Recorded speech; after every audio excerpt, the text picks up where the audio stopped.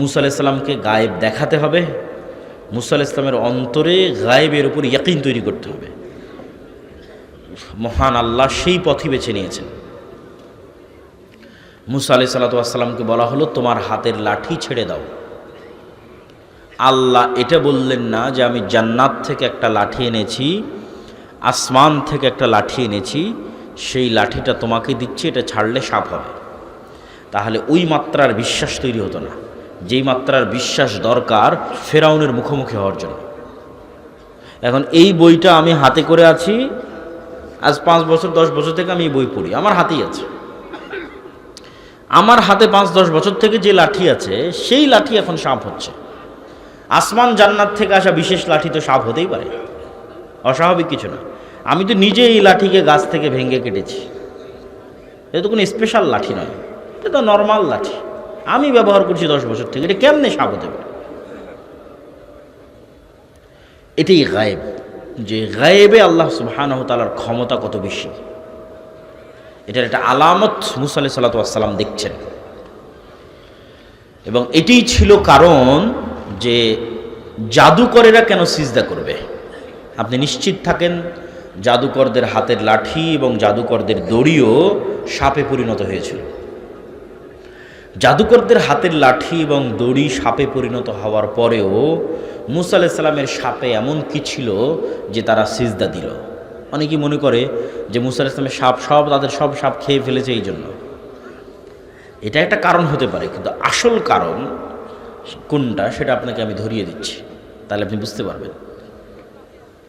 আজকের এই 3D প্রযুক্তির যুগে এবং ভিডিও অ্যানিমেশন 3D অ্যানিমেশনের যুগে আমি আপনার চোখের সামনে এই বইকে সাপ বানিয়ে দিতে পারবো। কিসে? স্ক্রিনে, মোবাইলের স্ক্রিনে, টিভির স্ক্রিনে, কম্পিউটারের স্ক্রিনে।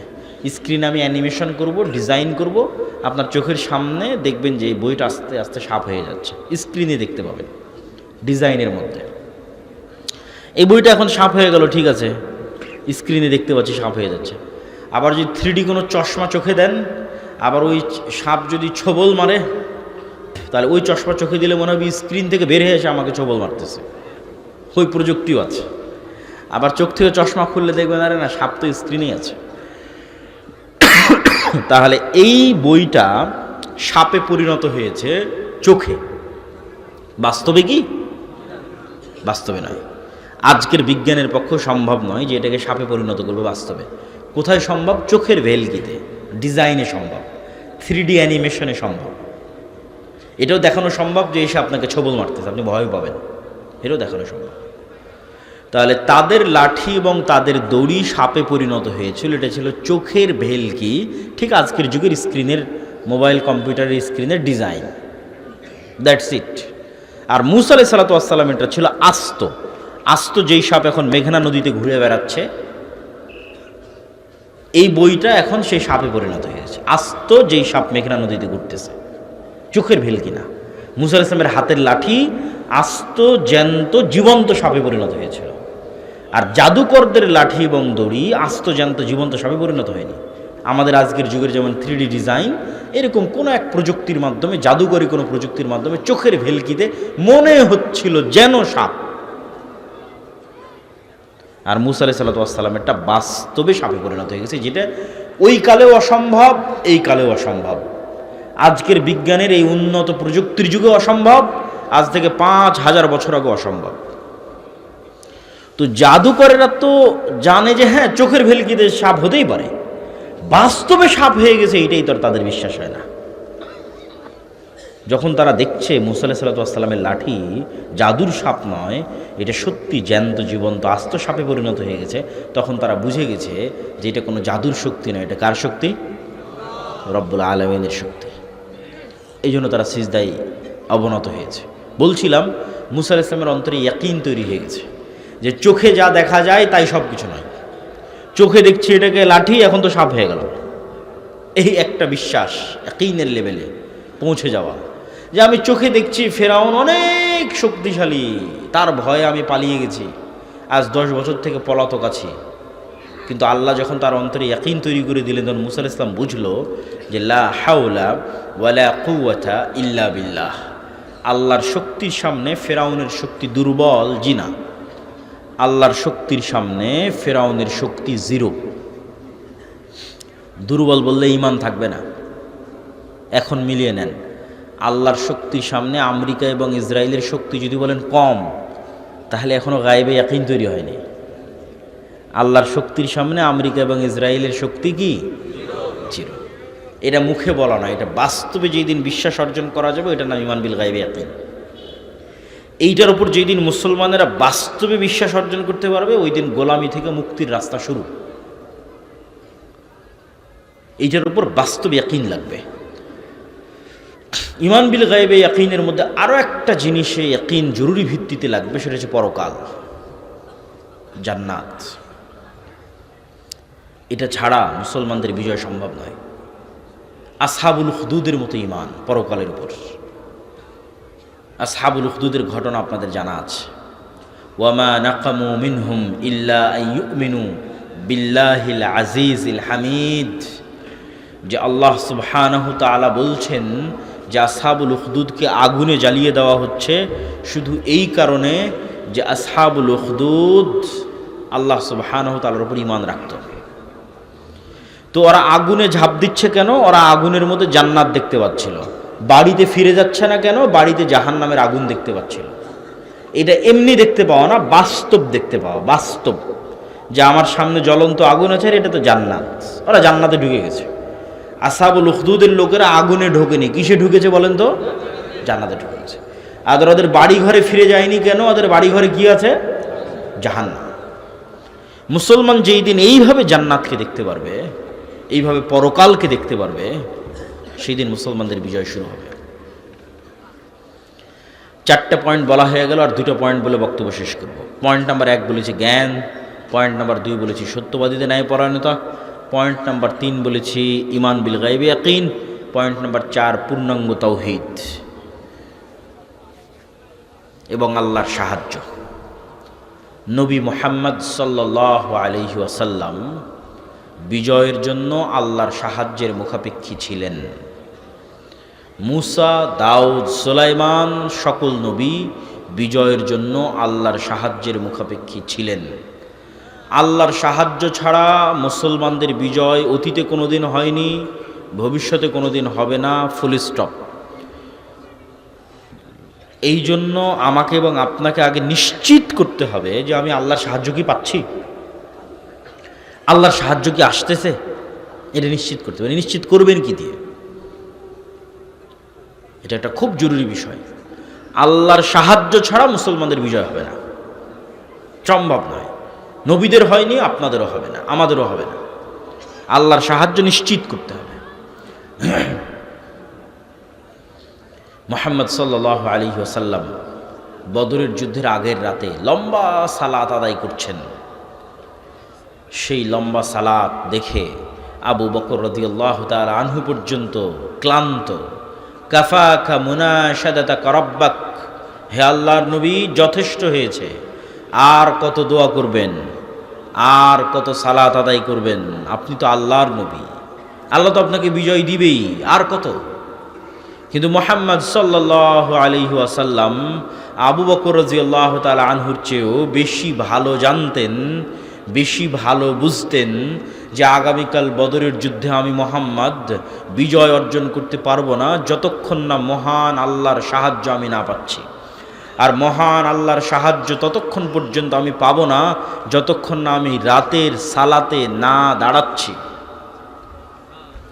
তাহলে নবী মুহাম্মদ সাল্লাল্লাহু আলাইহি ওয়াসাল্লাম রাতে সালাত আদায় না করে আল্লাহর সাহায্যের বিষয়ে নিশ্চিত হতে পারছেন না। আর সেই নবীরই উম্মত গুনাহগার, পাপিষ্ঠ আমরা 5 ওয়াক্ত সালাত, রাতের সালাত বহুদূরের কথা, 5 ওয়াক্ত সালাত আদায় না করি শুধু মিছিল আর তাকবীর দিয়ে ইসলামকে বিজয় করে দেব। আমার কথা কি বোঝা যায়? মুসলমান যদি মনে করে তাদের মুক্তির দরকার, শুরু হবে সালাত দিয়ে।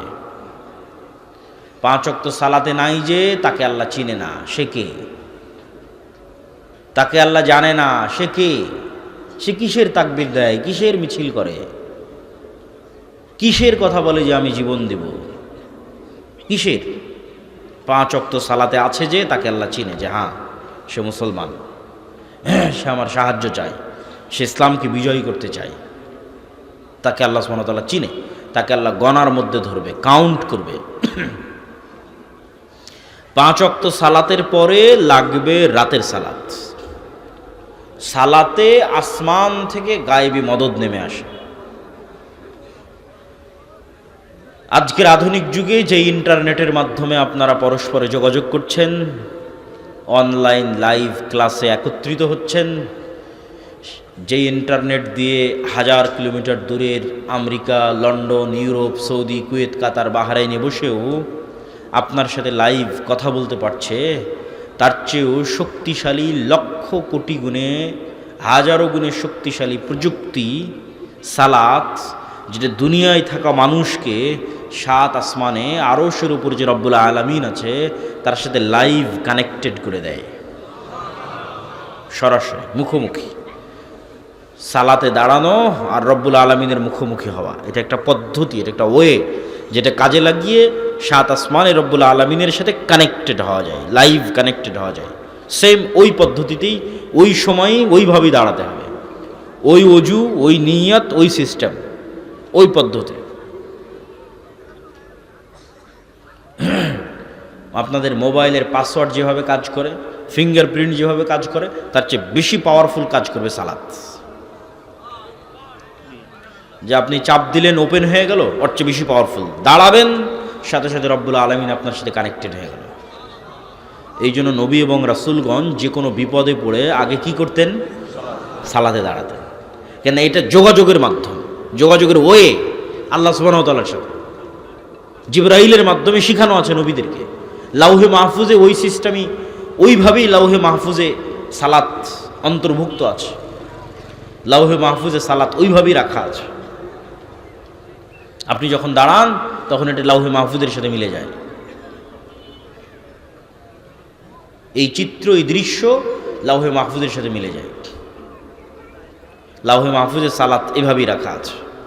এভাবে দাঁড়াবে, সূরা ফাতিহা পড়বে, রুকু করবে, সুবহান রাব্বিল আযীম বলবে, সিজদায় যাবে, সুবহান রাব্বিল আলা বলবে। লাউহে মাহফুজ এইভাবেই আছে। দাঁড়ানো মাত্র মিলে গেছে, কানেকশন তৈরি হয়ে গেছে রব্বুল আলামিনের সাথে। যে কোনো বিপদে, যে কোনো সমস্যায় 5 ওয়াক্ত সালাত মুসলমানের বিজয়ের জন্য পূর্ব শর্ত, আল্লাহর সাহায্য পাওয়ার জন্য পূর্ব শর্ত। রাতের সালাত বিজয় হওয়ার পূর্ব শর্ত, আল্লাহর সাহায্য পাওয়ার পূর্ব শর্ত। তাই যুবক সমাজ এসে জিজ্ঞেস করে, বলেন কি করতে হবে? জীবন দিতে চাই, সালাত আদায় করতে হবে। 5 ওয়াক্ত সালাত জামাতে মসজিদে গিয়ে আদায় করতে হবে। আরেকটি মাধ্যমে আল্লাহ সুবহানাহু তাআলার পক্ষ থেকে, একটু যদি শাইখকে দেখতেন আসতেছে কিনা, তাহলে ওই হিসেবে আমি বক্তব্য সামনে আগাবো। আরেকটি মাধ্যমে আল্লাহ সুবহানাহু তাআলার সাহায্য পাওয়া যায়, সেটা হচ্ছে জিকির। জিকিরটা আপনাকে বোঝানোর জন্য একটু বুঝতে হবে আওয়াজ বা সাউন্ড কেন পাওয়ারফুল। আজকের আমার সব বক্তব্য ভুলে গেলেও এই একটা অংশ মনে করে নিয়ে বিদায় নিয়ে, আওয়াজ বা সাউন্ড কেন শক্তিশালী। পৃথিবীর সবচেয়ে শক্তিশালী হচ্ছে আওয়াজ, পৃথিবীর সবচেয়ে শক্তিশালী হচ্ছে সাউন্ড। আমি এখন বাংলায় কথা বলতেছি না, আমি আওয়াজ তৈরি করতেছি। প্রমাণ, এখানে নিয়ে এসে একজন চাইনিজকে বসিয়ে দিয়ে ওকে বলি তুমি বক্তব্য দাও। আপনারা কিছু বুঝবেন না, খালি আওয়াজ শুনবেন, আওয়াজ শুনবেন।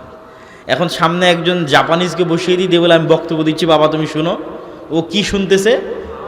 আওয়াজ শুনতেছে। তাহলে আলটিমেটলি আমি একটা আওয়াজ তৈরি করতেছি। আওয়াজের ধরনে পার্থক্য হওয়ার কারণে এটা বাংলা, আওয়াজের ধরনে পার্থক্য হওয়ার কারণে এটা ইংরেজি, আওয়াজের ধরনে পার্থক্য হওয়ার কারণে এটা আরবি, কিন্তু তৈরি হচ্ছে আওয়াজ। সুলাইমান আলাইহিস সালাতু ওয়াস সালাম এই আওয়াজের প্রযুক্তি সবচেয়ে ভালো জানতেন, আল্লাহ তাকে দিয়েছিলেন। প্রিয় উপস্থিতি, আপনারা একটু এই কথাটা মনোযোগ দিয়ে শুনতে হবে।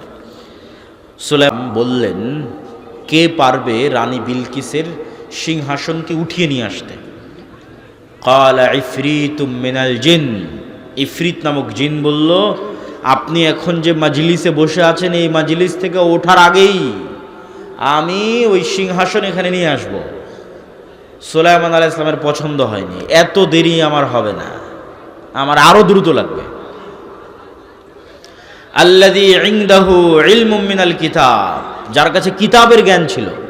এখন জিন কি মানুষ তা কোরআনে বলা নাই, কিন্তু বেশিরভাগ মুফাসসিরিনে কেরাম লিখেছেন এই মানুষ জ্ঞানের শক্তিতে বলতেছে, জ্ঞানের শক্তি, যে চোখের পলক পড়ার আগে রানী বিলকিসের সিংহাসন এখানে উপস্থিত হবে।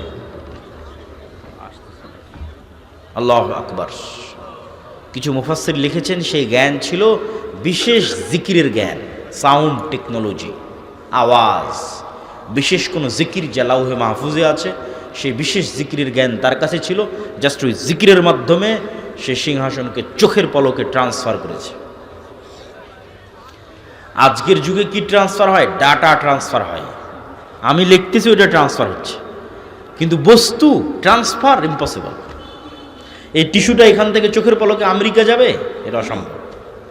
হ্যাঁ, আমার মেসেজ, আমার কথা, আমার ডাটা চোখের পলকে এখান থেকে আমেরিকা যাচ্ছে, এই প্রযুক্তি আমরা পেয়েছি। কিন্তু বস্তু ট্রান্সফার হবে চোখের পলকে, এই প্রযুক্তি কিন্তু আমরা পাইনি। এই প্রযুক্তি সাউন্ড, আওয়াজের প্রযুক্তি, যেটা সুলাইমান আলাইহিস সালামের যুগে ছিল। পাখির আওয়াজ সুলাইমান আলাইহিস সালাম বুঝতেন, পিঁপড়ার আওয়াজ সুলাইমান আলাইহিস সালাম বুঝতেন, সুলাইমান আলাইহিস সালামের আওয়াজ ওরা বুঝতো। আওয়াজের চেয়ে শক্তিশালী পৃথিবীতে কিছু নাই। সব একটা আর একটার সাথে কানেক্টেড আওয়াজ দিয়ে, সব পাখি, জীব জন্তু, পশু, মুরগি, আমি, আপনি, সব একটা আর একটার সাথে কানেক্টেড আওয়াজ দিয়ে। ওই আওয়াজটা জানতে হবে, এটা আমরা জানি না। যদি আমি আপনাকে বুঝাতে পারি যে আওয়াজ সবচেয়ে শক্তিশালী, এবার চলেন, ইউসাব্বিহু লিল্লাহি মা ফিস সামাওয়াতি ওয়া মা ফিল আরজ, আসমান জমিন এবং তার মধ্যে যা কিছু আছে তার সব কিছু 24 ঘন্টা আওয়াজ করে আল্লাহ তাসবিহ পড়ে। আমার এই গায়ের চাদর আওয়াজ করে তাসবিহ পড়তেছে, এই টিস্যু আওয়াজ করে তাসবিহ পড়তেছে, এটার আওয়াজ হচ্ছে। আমি শুনতে পাচ্ছি না কেন? পিঁপড়ার চলার আওয়াজ যেমন আমি শুনতে পাই না, এর আওয়াজ আমি তেমন শুনতে পাচ্ছি না। তো শুধু কি এ জিকির করে না, এ জিকির বুঝেও। মুয়াজ্জিন যখন আজান দেয়, যতদূর পর্যন্ত আওয়াজ পৌঁছবে ওই মুয়াজ্জিনের পক্ষে এই বস্তু কিয়ামতের মাঠে সাক্ষী দিবে। আল্লাহু আকবার। তাহলে আমি যে বলতেছি আলহামদুলিল্লাহ, এটাই টিস্যু বুঝে। সুবহানাল্লাহ, এটাই টিস্যু বুঝে। এটা জিকির। জিকির সবচেয়ে পাওয়ারফুল।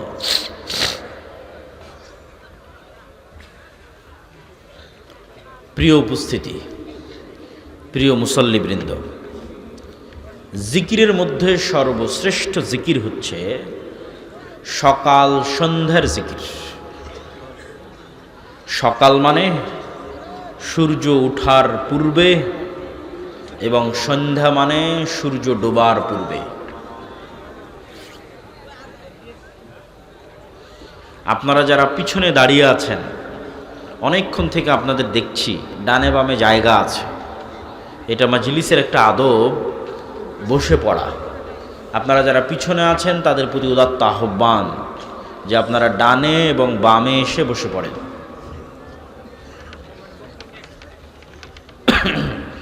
আমি আমার বক্তব্যের শেষে চলে এসেছি। যদি বুঝেন আওয়াজ সবচেয়ে শক্তিশালী, তাহলে এতটুকু বুঝেন যে এই কোরআন কার আওয়াজ, কার শব্দ, কার বাক্য, কার সাউন্ড? আল্লাহর। লাউহে মাহফুজ থেকে জিবরাইল আলাইহিস সালাতু ওয়াস সালাম নিয়েছেন, জিবরাইলের থেকে মুহাম্মদ সাল্লাল্লাহু আলাইহি সাল্লাম নিয়েছেন। এটা একটা আওয়াজ, এটা একটা শব্দ, এটা একটা বাক্য যা আল্লাহর। এই জন্য পৃথিবীতে সবচেয়ে শক্তিশালী যদি কিছু থেকে থাকে সেটা কোরআন। উম্মতে মুহাম্মাদির উপর আল্লাহর সবচেয়ে বড় নিয়ামত যে তাদের কাছে কোরআন আছে। এই কোরআনই তো উম্মতে মুহাম্মাদি মূল্যায়ন করলো না, পড়লো না, শিখলো না, জ্ঞান অর্জন করলো না।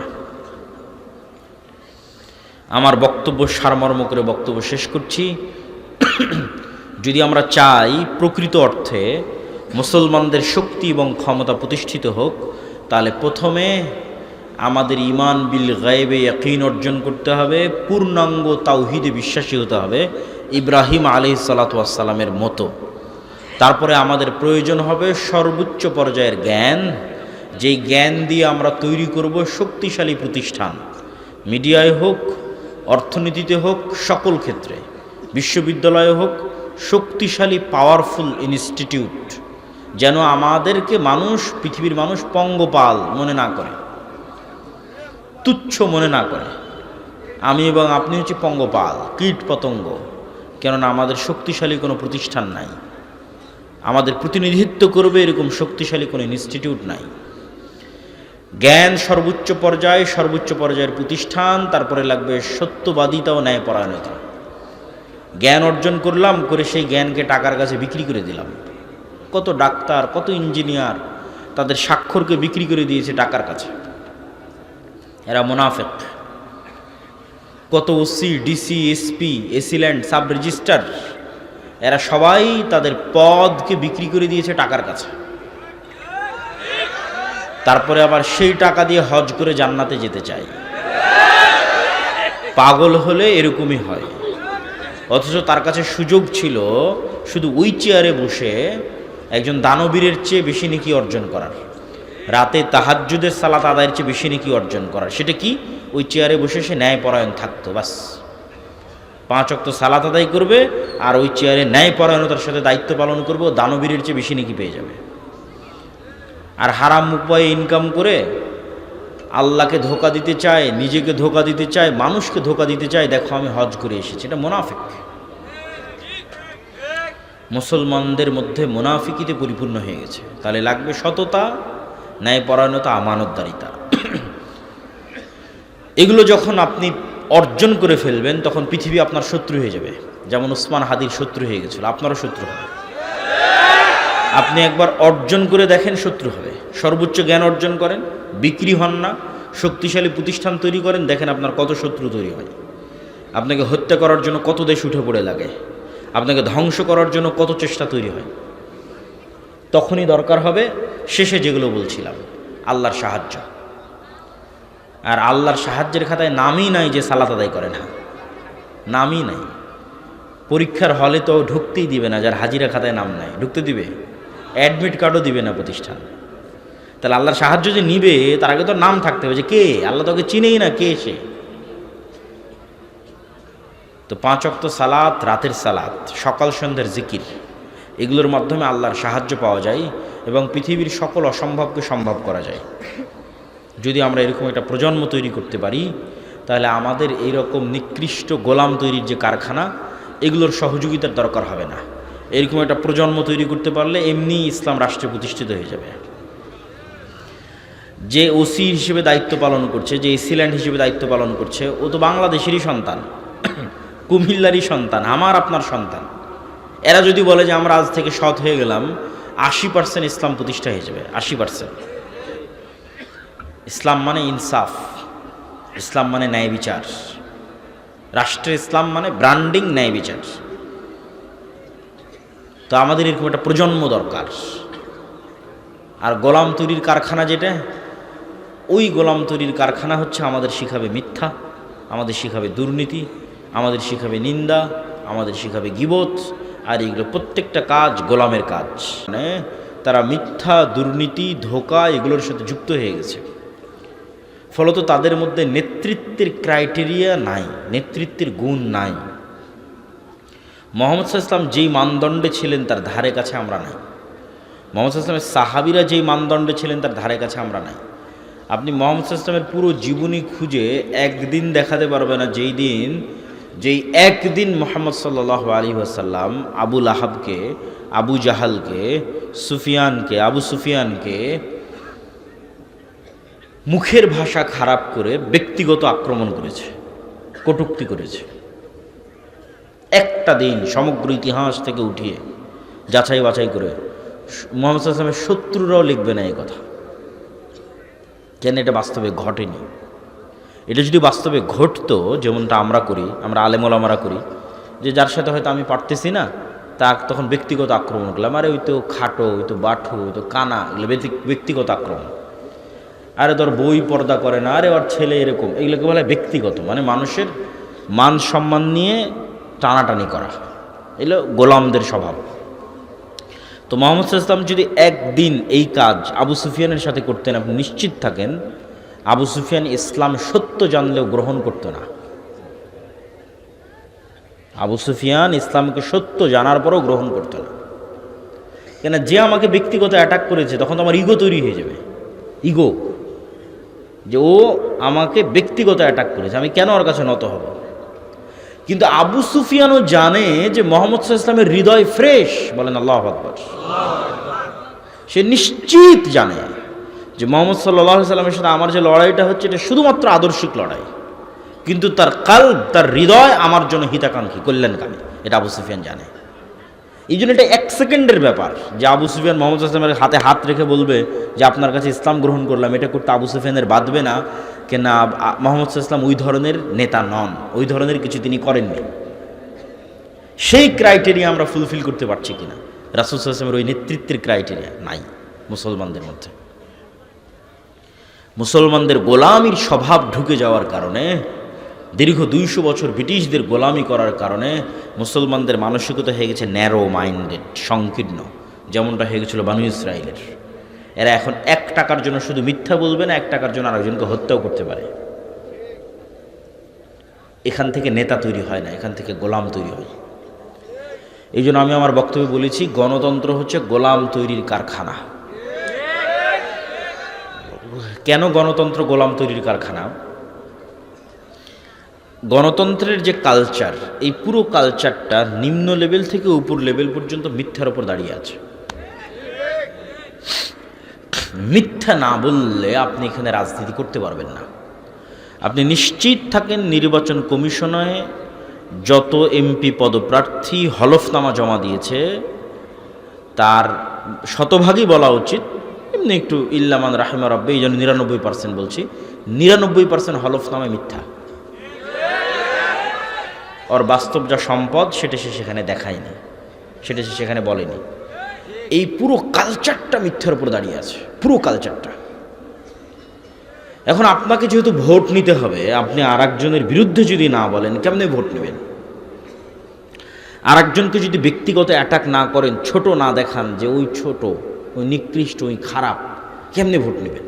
কিন্তু দেখেন এই বিষয়টাই যে আপনি আরেকজনকে ছোট দেখাতে চাচ্ছেন, এটাই তো মানুষকে গোলাম বানাচ্ছে, নেতা বানাচ্ছে না। তো মেন্টালিটিটা গোলাম হয়ে যাচ্ছে, তো মানসিকতা তো গোলাম হয়ে যাচ্ছে। একজন নেতা কিভাবে এরকম হতে পারে? মানে একজন নেতা কিভাবে তার দেশের জনগণের মধ্যে বিভাজন তৈরি করতে পারে? এগুলো বুঝার জন্য, আমি যে কথাগুলো বলছি এগুলো বুঝার জন্য চিন্তা শক্তি লাগবে, ঠান্ডা মাথায় বুঝতে হবে। মুহাম্মদ সাল্লাল্লাহু আলাইহি ওয়াসাল্লাম হুনাইনের যুদ্ধে অনেক গনিমতের মাল পেয়েছিলেন। এই গনিমতের মাল, হুনাইনের যুদ্ধটা হয়েছিল কিন্তু মক্কা বিজয়ের পর। মক্কার মানুষ কেবল মুসলমান হয়েছে, এরা তো এতদিন মুহাম্মদ সাল্লাল্লাহু আলাইহি ওয়াসাল্লামের বিরুদ্ধে যুদ্ধ করত। এখন মক্কার মানুষ কেবল মুসলমান হয়ে মুহাম্মদ সাল্লাল্লাহু আলাইহি ওয়াসাল্লামের পক্ষে নিয়ে প্রথম যুদ্ধ করতেছে, হুনাইনের যুদ্ধ। তো এই গনিমতের মালের প্রায় সবই মুহাম্মদ সাল্লাল্লাহু আলাইহি ওয়াসাল্লাম মক্কার নবমুসলিমদের মধ্যে দিয়ে দিয়েছে। এখন যারা মুহাজির এবং আনসার, যারা মক্কা থেকে হিজরত করে আল্লাহর নবীর সাথে গেছিল মদিনায়, আর যারা মদিনায় আল্লাহর নবীর পাশে দাঁড়িয়েছিল, সবচেয়ে বেশি কষ্ট তো তারা করেছে। বদরের যুদ্ধ তারা লড়েছে, উহুদ খন্দক তারা লড়েছে, আল্লাহ নবীর কাঁধে কাঁধ রেখে আল্লাহ নবীর সকল দুঃখ কষ্ট তারা শেয়ার করেছে। আর আল্লাহর নবীকে সবচেয়ে বেশি কষ্ট দিয়েছে মক্কার মানুষ। আজ ইসলামের একটা অর্জন, হুনাইনের যুদ্ধে বিজয়, এই অর্জনের একটা বড় অংশ চলে যাচ্ছে সেই মক্কার মানুষের কাছে, আর বঞ্চিত হচ্ছে মুহাজির এবং আনসারেরা। তো ওই যে আব্দুর রহিম বলছিল না শয়তানের কথা, শয়তান তো সুযোগ পেয়ে গেছে যে এখানে তো বিভেদ তৈরি করা যায়, চমৎকার একটা সুযোগ। শয়তান তখন মুহাজির এবং আনসারদের অন্তরে দিয়ে দিল যে তোমাদের শুধু ব্যবহার করা হলো, কাজের বেলা দেওয়া হলো মক্কার মানুষকে।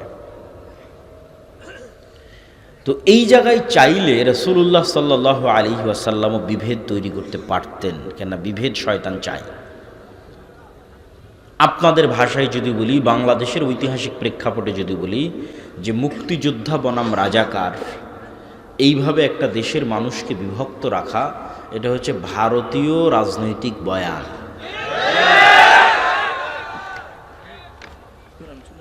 এই যে ভারতীয় রাজনৈতিক বয়ান, এই বয়ানটা আপনি ওই সময়ের প্রেক্ষাপটের সাথে মিলান যে রাসূলুল্লাহ সাল্লাল্লাহু আলাইহি ওয়াসাল্লাম চাইলে ওই সময়ে যে শয়তান যে বিভেদ তৈরি করলো, সেই বিভেদটা কিন্তু চলমান রাখতে পারতেন, কিন্তু তিনি সেই বিভেদটা কিভাবে চাপা দিচ্ছেন দেখেন। তিনি মদিনার মানুষকে ইমোশনালি হিট করলেন। ইমোশনাল ইন্টেলিজেন্স, ইমোশনাল কৌশলে রাসূল সাল্লাল্লাহু আলাইহি সাল্লামের চেয়ে সেরা পৃথিবীতে কেউ নাই। তিনি ইমোশনালি মদিনার মানুষকে বললেন, এই কথার গুরুত্ব আছে, মুহাম্মদ সাল্লাল্লাহু আলাইহি সাল্লামের বাড়ি মক্কা, ঘর মক্কা, যৌবন মক্কা, কিশোর মক্কা, আত্মীয় স্বজন মক্কা, কষ্টও দিয়েছে মক্কার মানুষ। মুহাম্মদ সাল্লাল্লাহু আলাইহি সাল্লাম বললেন, মদিনার মানুষ এখন তো মক্কা বিজয় হয়ে গেছে, চাইলে তিনি মক্কায় থাকতে পারেন, মন এটাই টানবে। মক্কা বিজয় হয়ে গেছে, যেহেতু মক্কায় আমার শৈশব কৈশোর যৌবন, মন এটাই চাইবে যে আমি মক্কায় থাকি, এটাই স্বাভাবিক। মুহাম্মদ সাল্লাল্লাহু আলাইহি সাল্লাম বলেন, মদিনার মানুষ, মক্কার মানুষ নিয়ে গেল সকল গনিমতের মাল, আর তোমরা নিয়ে যাবে মুহাম্মদ সাল্লাল্লাহু আলাইহি ওয়াসাল্লামকে। বলেন আল্লাহু আকবার। কোথায় হিট করেছে রাসূল সাল্লাল্লাহু আলাইহি ওয়াসাল্লাম দেখেন। মদিনার মানুষের চোখে পানি, যে এর চেয়ে বড় ভালোবাসার নিদর্শন আর কী হতে পারে, যে স্বয়ং মুহাম্মদ সাল্লাল্লাহু আলাইহি ওয়াসাল্লাম আমাদের সাথে আমাদের বাড়িতে এবং ঘরে ফিরে যাবে, এবং তিনি আমাদের সাথেই থাকবে, আমাদের শহরে মারা যাবে, আমাদের সাথে খাবে এবং উঠবে। এটা তো সারা পৃথিবীতে ক্রয় করা যাবে না। এই সামান্য গনিমতের মালের বা কী দাম আছে? এই যে আল্লাহর নবী তার জাতিকে বিভক্ত হতে দিলেন না, এক রাখলেন। নেতা কখনো তার জাতিকে বিভক্ত করতে পারে না, কিন্তু গণতন্ত্র শিখাই বিভক্তি। এখানে বিভক্তি তৈরি না করলে আপনি রাজনীতি করতে পারবেন না। আর যখনই আপনি বিভক্তির পথে আগাবেন, তখনই আপনাকে গীবত করতে হবে, দুর্নাম করতে হবে, মিথ্যা বলতে হবে।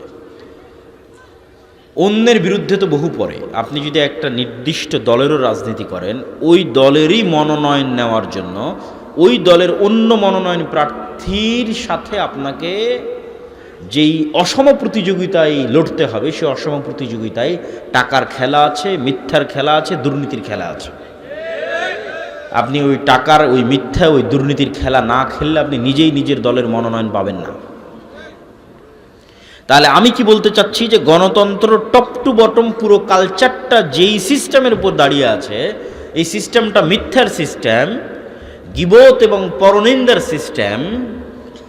আর মিথ্যা, গীবত, পরনিন্দা কার স্বভাব? হ্যাঁ, শয়তানের তো অবশ্যই, কিন্তু আমি যেই টপিকে আছি, গোলামের স্বভাব। কার স্বভাব? আর একটু জোরে বলেন, কার স্বভাব? গোলামের স্বভাব। তাহলে এই কালচারের মধ্যে দিয়ে যত এমপি সংসদ ভবনে যাচ্ছে, এরা স্বাধীন না গোলাম? গোলাম। এরা নেতা না গোলাম? গোলাম। এই জিনিসটা যেই দিন আপনি বুঝে যাবেন, সেই দিন আমার মেসেজ আপনাদের কাছে ক্লিয়ার হয়ে যাবে যে আমরা প্রকৃত নেতা তৈরি করতে চাচ্ছি। আমরা চাচ্ছি যে মুসলমানদের মধ্যে প্রকৃত নেতা তৈরি হোক। এই গণতন্ত্র তো গোলাম তৈরি করতেছে। যে আজকে টাকা দিয়ে মনোনয়ন কিনেছে, সে কাল এমপি হওয়ার পর, মন্ত্রী হওয়ার পর, এমনকি প্রাইম মিনিস্টার হওয়ার পর টাকার কাছে বিক্রি হয়ে যাবে।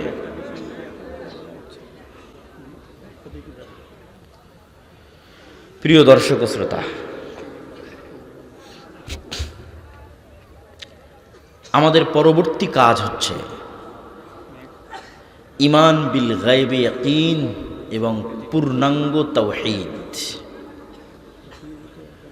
পূর্ণাঙ্গ তাওহীদ এবং ঈমান বিল গায়বে ইয়াকিন ছাড়া উম্মতে মুহাম্মাদির মুক্তি নাই। ঈমান বিল গায়ব কি জিনিস, পূর্ণাঙ্গ তাওহীদ কি জিনিস, এটা আপনাকে বুঝতে হবে। ঈমান বিল গায়ব হচ্ছে, আজকে এই মজলিসে ফেরেশতারা উপস্থিত আছে, এটাকে আপনি দেখতে পাচ্ছেন? আমাকে দেখতে পাচ্ছেন? আমার প্রতি যে আপনার এখন আমাকে দেখতে পাচ্ছেন, আমি যে এখানে উপস্থিত হয়েছি, এটার প্রতি আপনার যেই লেভেলের বিশ্বাস যে হ্যাঁ আব্দুল্লাহ বিন আব্দুর রাজ্জাক উপস্থিত হয়েছে, শেখ আব্দুর রাজ্জাক বিন ইউসুফ উপস্থিত হওয়ার পর আপনার উনি যে উপস্থিত হয়েছে, ওই বিশ্বাসের মাত্রাও এই লেভেলে পৌঁছবে যখন চোখে দেখবেন। ইমান বিল গায়েবে ইয়াকিন মানে এখানে যে ফেরেশতারা উপস্থিত হয়েছে এটাকে যেই দিন আপনি এইভাবে বিশ্বাস করতে পারবেন যেমন চোখে দেখা জিনিসকে বিশ্বাস করেন, তথা আমার উপস্থিতিকে এখন যেভাবে বিশ্বাস করতেছেন এখন আপনাদের সাথে এই মজলিসে ফেরেশতারা আছে, এটাকে যেই দিন ওই একইভাবে বিশ্বাস করতে পারবেন সেই দিন ইমান বিল গায়েবে ইয়াকিন অর্জন হবে। ইমান বিল গায়েবে কেন ইয়াকিন লাগবে? দেখেন, মুসা আলাইহিস সালাতু ওয়াস সালামের চেয়ে আমরা দুর্বল নই, বানু ইসরাইলের চেয়ে উম্মতে মুহাম্মাদি দুর্বল নয়। এই তুলনাটা আপনাকে বুঝতে হবে যে মুসা আলাইহিস সালাতু ওয়াস সালাম এবং বানু ইসরাইলের সাথে উম্মতে মুহাম্মাদি এবং মুহাম্মদ সাল্লাল্লাহু আলাইহি ওয়াসাল্লামের উম্মতের বর্তমান অবস্থার তুলনা। মুসা আলাইহিস সালাতু ওয়াস সালামকে যেই দিন নবুয়তের দায়িত্ব দেওয়া হচ্ছে ওই দিন মুসা আলাইহিস সালাতু ওয়াস সালাম মানুষের বাড়ির কাজের লোক। যেই দিন মুসা আলাইহিস সালাতু ওয়াস সালামকে নবুয়তের দায়িত্ব দেওয়া হচ্ছে সেই দিন মুসা আলাইহিস সালাতু ওয়াস সালাম পলাতক, আসামি। যেই দিন মুসা আলাইহিস সালাতু ওয়াস সালামকে নবুয়তের দায়িত্ব দেওয়া হচ্ছে সেই দিন মুসা আলাইহিস সালাতু ওয়াস সালামের পরিবার পরিজন, আত্মীয় স্বজন, কোনো কিছুর কোনো নাম ধাম পরিচয় কিছুই নাই। নাম ধাম পরিচয় নাই কেন? ইউযাব্বিহুনা আবনাআকুম ওয়া ইস্তাহয়ুনা নিসাআকুম ওয়া ফী যালিকুম বালাউম মির রাব্বিকুম আযীম। কেননা ফেরাউন তাদের সন্তানদের, পুরুষ সন্তানদের জীবিত হত্যা করত এবং নারী সন্তানদের বাঁচিয়ে রাখত। তাহলে মুসা আলাইহিস সালাতু ওয়াস সালামকে তার মা পরিচয় দিতে পারবে না যে এটা আমার ছেলে, কেননা পরিচয় দিলে হত্যা করা হবে।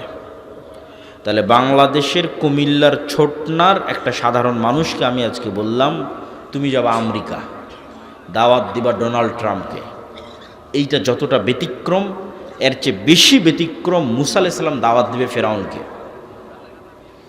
শক্তির তুলনায়, ক্ষমতার তুলনায় আজকের কুমিল্লা ছোটনার মানুষ, কুমিল্লা দেবিদ্বারের মানুষ, কুমিল্লা জেলার মানুষ আমেরিকার প্রেসিডেন্ট ডোনাল্ড ট্রাম্পের তুলনায় যা দুর্বল, মুসা আলাইহিস সালাতু ওয়াস সালাম ফেরাউনের কাছে তার চেয়ে বেশি দুর্বল। আপনি শুধু মিলান যে আপনাকে যখন আমি বলছি যে আপনি যাবেন আমেরিকায় এবং দাওয়াত দিবেন তার প্রেসিডেন্টকে, এমত অবস্থায় যে আপনি আমেরিকার আদালতে মৃত্যুদণ্ডপ্রাপ্ত আসামি, আপনি আমেরিকা থেকে পলাতক এবং পলাতক অবস্থায় খুব আলিশান আছেন না, মানুষের বাড়িতে কাজ করে খাচ্ছেন।